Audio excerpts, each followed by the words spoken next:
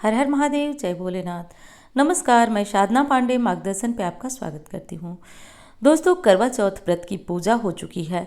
अब पूजा के बारे में विसर्जन के बारे में बहुत सारी दिक्कतें हैं कि विसर्जन कैसे करें, चौकी रात को हटाएं या सुबह।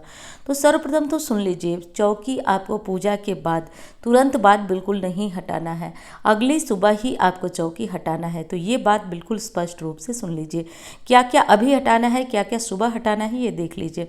अब देखिए, अब मैं तो अभी आपको दिखा रही हूँ तो दीपक जलता हुआ है, और जब आप सुबह विसर्जन करेंगे तो दीपक वगैरह खुद से शांत हो चुका होगा।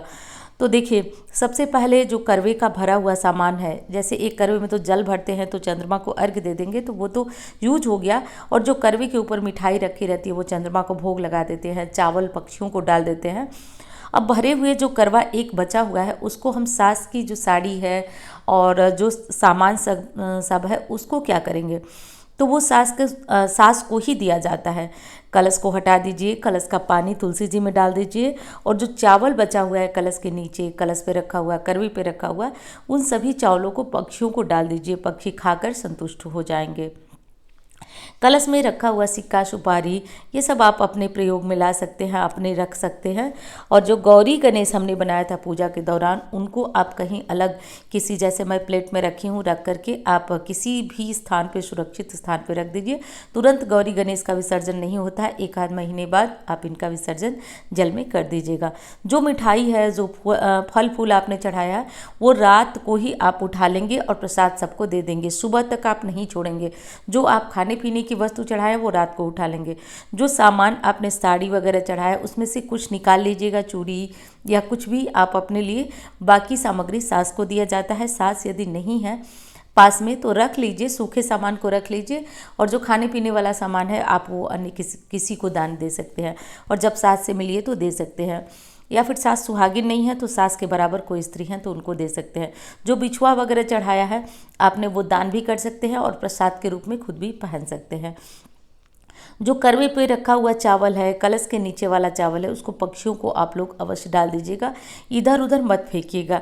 और जो देखिए फोटो, जो एक करवे में रखा हुआ प्रसाद था, करवे के ऊपर भरी हुई मिठाई है, वो सब दान किया जाता है, ठीक है। जैसे आपने सास को दिया, सास उठा के आपको दे दी कि आप खा लो तुम, तो आप खा सकती हैं, लेकिन आप खुद से नहीं खाएंगी, वो तो दान ही करना है। सास नहीं है, कोई बड़ा नहीं है, तो आप ब्राह्मण ब्राह्मणी को यदि चीज़ दान कर सकती हैं। अब जो फल फूल जो भी चढ़ाई थी आपने, मतलब भोग का जो भी सामान है वो हम रात को ही उठा लेंगे।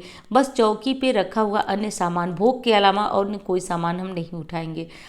तो जो जल वगैरह है वो तो आप पौधों में डाल देंगे, और जो कुमकुम अक्षत, हमने चंद्रमा की पूजा की थी, वो सब कुमकुम अक्षत भी आप यदि बचा हुआ है तो बच्चों को, पति को तिलक करिए और उस बर्तन को धो डालिए, क्योंकि उसका कोई मतलब और है नहीं।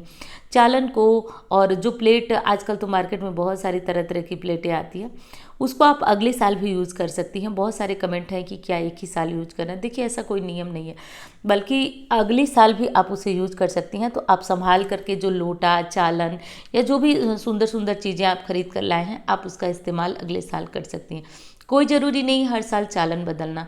फ़ोटो की भी वही बात है, फ़ोटो है, कैलेंडर है, तो कदापि उसको फेंकिए मत आप लोग। एक साल की पूजा के बाद उसको रख दीजिए, अगले साल भी वही पूजा करिए।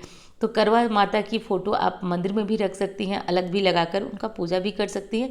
यह लग रहा है कि नहीं, पूजा तो नहीं हो पाएगी, तो फ़ोटो को कहीं भी सुरक्षित आप रख दीजिए।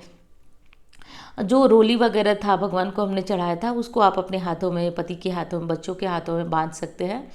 और दोस्तों, वीडियो कैसी लग रही है बताइएगा ज़रूर, मुझे इंतज़ार रहेगा। और अच्छी लगे तो आप चैनल को सब्सक्राइब ज़रूर करिएगा। इस तरह के वीडियो के लिए चैनल को सब्सक्राइब करिए, वीडियो को लाइक ज़रूर करिएगा। अब फूल पत्तियाँ वगैरह एक जगह रख लीजिए, अब आप इन्हें जल में विसर्जन कर लीजिएगा। साथ साथ दोस्तों, एक चीज़ का और ध्यान देना है आपको कि कपड़ा जो है, चौकी पे हमने कपड़ा बिछाया है, उसको आप उठा करके सुबह ये सब काम करिएगा। गुरुवार को 2 नवंबर को चौकी पे बिछाया हुआ कपड़ा उठा करके साफ करके रख दीजिएगा। अन्य पूजा पाठ में भी उसका प्रयोग हो सकता है। करवा माता की फ़ोटो संभाल कर रख दीजिएगा। ये सब काम आपको कर लेना है। ये साधारण सा विसर्जन था, लेकिन एक चीज़ फिर कहना चाहूँगी दोस्तों कि अब आप ध्यान रखिएगा, करवे क्या क्या करें पुराने। तो मिट्टी का करवा है तो उसको 1 साल कुछ भर करके रख दीजिए और अगले साल आप जो है मिट्टी के करवे को विसर्जित कर दीजिए और नया करवा लेकर के पूजा करिए। पीतल का करवा है तो चालन और थाली के साथ संभाल कर फोटो के साथ रख दीजिए। वीडियो कैसी लगी बताइएगा ज़रूर। धन्यवाद। मिलती हूँ अगली वीडियो।